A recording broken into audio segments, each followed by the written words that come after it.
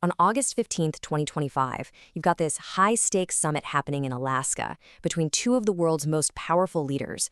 But at the exact same time, the war they're there to discuss is just raging on. We're talking massive drone attacks and incredibly intense fighting. It's this wild contrast, right? Diplomacy in one room and total destruction on the ground. Okay, let's get into it. So at the summit, you hear Vladimir Putin using this very specific language, same roots, a brotherly nation. And if that's ringing a bell for you, it absolutely should. This is the exact same ideological justification he published way back in 2021 and repeated right before the full-scale invasion. This one quote tells us pretty much everything we need to know. His core war aims likely haven't budged an inch. And just so we're all on the same page, everything we're about to break down for you comes directly from one place, the Daily Assessment from the Institute for the Study of War. So you're getting a direct look at their analysis of everything that went down on this single chaotic day. All right, so the setting for all this is Joint Base Almendor-Richardson in Anchorage. This was supposed to be a huge, pivotal moment, but it pretty much immediately became clear that the two sides were telling two very, very different stories. You know, the moment they step up for the press conference, the difference is just stark. Putin launches into this long speech in Russian, and it's basically his greatest hits of Kremlin talking points, right? Blaming NATO, pointing fingers at Europe, talking about the root causes of the war. Trump, though, his message was way more blunt. He called the meeting productive, said they made great progress, but then he landed on the most important phrase of all: no deal. And that's really the bottom line, isn't it? For all the talk and the photo ops, what were the actual results? Well, not much. They didn't even take questions from the press, and a planned luncheon apparently got scrapped. The whole thing just ended with that one crystal clear statement: no deal. Okay, but this is where the story just completely splits in two. Because while all this diplomacy was happening in a quiet conference room in Alaska, the war itself, it wasn't on pause, not even close. Think about the timing of this. In the hours leading right up to the summit, Russia unleashes this huge barrage of attacks against Ukraine. It's impossible to see this as anything but a violent and very deliberate message. 97. Just let that number sink in for a second. That's the total number of Shahed-type drones and decoy drones that Russia launched at Ukraine on the night of August 14th to 15th. This wasn't just a random strike. It was a massive, coordinated attack, timed perfectly to send a message right before these talks were even supposed to start. And if you look at what they hit, it tells you everything you need to know about the attack. We're not just talking about military sites here. An ambulance got hit, civilian cars, an agricultural business, even the central market in the city of Sumy. I mean, these are civilian targets, and they caused civilian casualties.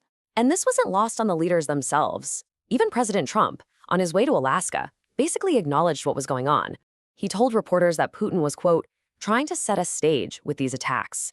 So yeah, even at the highest level, this violence was seen for what it was, a kind of negotiation by force. But Russia's message wasn't just coming from the sky. Away from the drone strikes, the actual front lines on the ground were just as hot, especially in one of the most brutal sectors of the entire war. Just take a look at this map to get a sense of the scale we're talking about. On this one day, August 15th, there's serious fighting happening all across the east and south of Ukraine. This isn't just one little hotspot. It's a massive, sprawling conflict. Okay, now let's zoom in on this area right here, the Pokrovsk direction. You can see on the map that Russian forces had pushed forward, they'd made a breakthrough. But the really important thing to see is the response. Ukraine is hitting back with fierce, targeted counterattacks, trying to shut that breakthrough down. And look, according to Ukrainian officials on that very day, these counterattacks were having an effect. They reported that their forces were stabilizing the line, that they had actually cleared Russian infiltration groups out of a few different towns. This just shows you how dynamic this is. It's not a static line. It's a constantly shifting, contested battlefield. But don't think for a second that Ukraine was just sitting back and taking punches. No. On the very same day as the summit, they were carrying out their own really sophisticated, long-range strikes deep inside Russian territory. So you had Ukrainian Special Operations Forces going after really critical Russian infrastructure. They hit the Syzran oil refinery. That's one of Rosneft's biggest. They also hit the Olya seaport. And check this out, they didn't just hit the port, they went after a specific vessel that was reportedly carrying drone components from Iran. So you might be asking, why is the Olya seaport such a big deal? Well, it's not just some random port. It's a key logistics hub. It's a central point for all the military gear Russia gets from Iran. So when Ukraine hits it, they're not just blowing something up. They're taking a direct shot at the supply chain for the very same Shahed drones Russia is using against them. It's a really strategic move. Okay, so you've got the summit, the Russian drone strikes, the intense ground fighting, and the Ukrainian counterstrikes. What does it all mean when you put it together? Well, the Institute for the Study of War boils it all down to a few really crucial takeaways. All right, let's just run through the key points for the day because they're really clear. First, Putin's goals? They haven't changed one bit, and his own words at the summit prove it.